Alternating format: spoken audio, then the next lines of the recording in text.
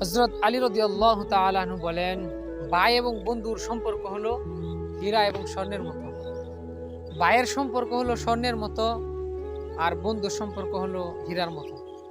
প্রশ্নকারী হযরত আলী রাদিয়াল্লাহু তাআলা আনহুকে জিজ্ঞাসা করলেন, হে আমিরুল মুমিনিন, আপনি দামি হীরাকে কেন ভাইয়ের সাথে তুলনা করলেন, আর স্বর্ণকে কেন আপন ভাইয়ের সাথে তুলনা করলেন?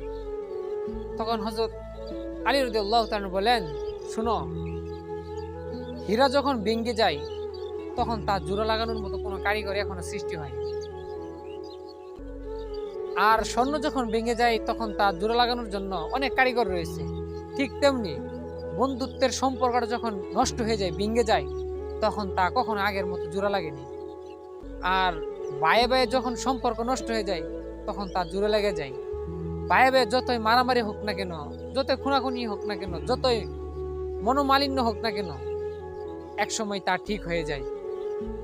এক ভাই বিপদে পড়লে আরেক ভাই ঠিকই সে দৌড়ে আসে। কিন্তু বন্ধুত্বটা এমন নয়।